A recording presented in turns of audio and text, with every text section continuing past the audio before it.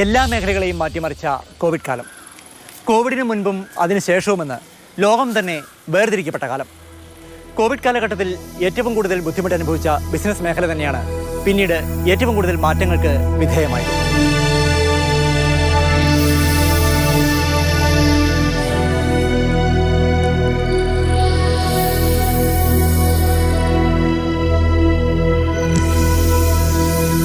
ഇത് പറവൂരിലെ രാജ്കുമാർ എന്നയാളുടെ ചെറുകിട ബിസിനസ് സംരംഭമാണ്.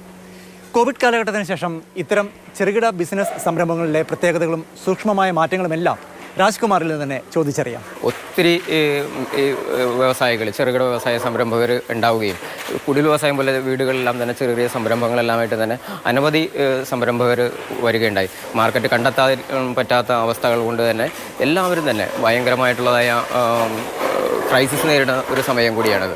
കാരണം കോവിഡിൻ്റെ സമയത്ത് ഉണ്ടായിരുന്നായ വില വർധനവ്, ആ സമയത്ത് വർദ്ധിച്ചിരുന്നായ ഇൻഗ്രീഡിയൻറ്റിൻ്റെ നമ്മുടെ വിലകൾ ഇന്നും നിലനിൽക്കുകയാണെന്നാണ് യാഥാർത്ഥ്യം. പർച്ചേസിംഗ് പവർ വളരെയധികം 50% കുറഞ്ഞു എന്നുള്ളതാണ്. പിന്നെ മാർക്കറ്റിൽ ഒത്തിരി ആളുകൾ വന്ന് കയറി അവരില്ലാതെയാവുകയും ചെയ്തു, കുറേ പേര് ഇല്ലാതെയായി.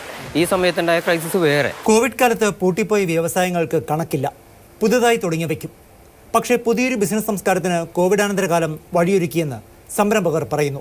ക്ലയൻ്റ് ആയിട്ടുള്ള മീറ്റിംഗ്സ് ആണെങ്കിലും നമ്മുടെ എക്യുപ്മെൻ്റ് ടെസ്റ്റിങ്, അതിൻ്റെ സർട്ടിഫിക്കേഷൻസ്, അങ്ങനത്തെ കാര്യങ്ങൾ ഓൺലൈൻ ആയതുകൊണ്ട് ഞങ്ങൾക്ക് കണ്ടമാനം ടൈം സേവിങ്സും കോസ്റ്റ് സേവിങ്സും അതിൽ നിന്നുണ്ടായിട്ടുണ്ട്. പുതിയ ജനറേഷനിൽ ഡോണ്ട് കെയർ ആറ്റിറ്റ്യൂഡ്, നാളെ ജോലി ഇല്ലെന്ന് പറഞ്ഞാലും അല്ലെങ്കിൽ വളരെ കാഷ്വലായിട്ട് എടുക്കും. ജോയിൻ ചെയ്ത് 2 ആഴ്ച കഴിയുമ്പോൾ തന്നെ ചിലപ്പോൾ ഒരു പറയാതെ ലീവിൽ പോവുക. അപ്പോൾ അത് കോവിഡിൻ്റെ എഫക്റ്റ് ആണോ ജനറേഷൻ ഞാൻ പറഞ്ഞ അറിയില്ല.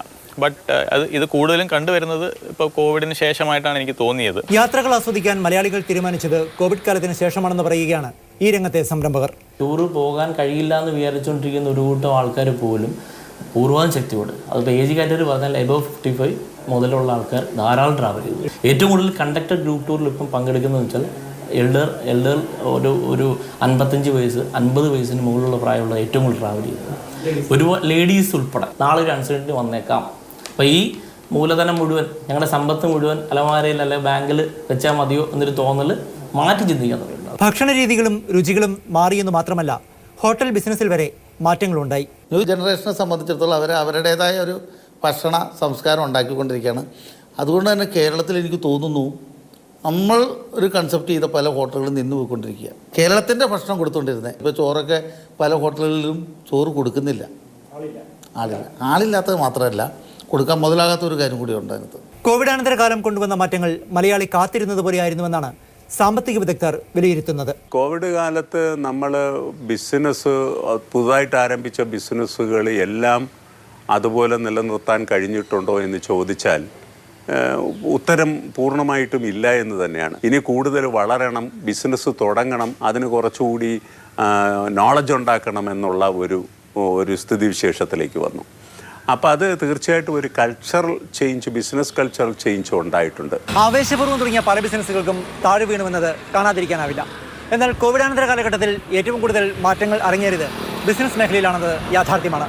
ക്യാമറാമാൻ വേണുവിനൊപ്പം പ്രദീപ് ജോസഫ്, മാതൃഭൂമി ന്യൂസ്, കൊച്ചി.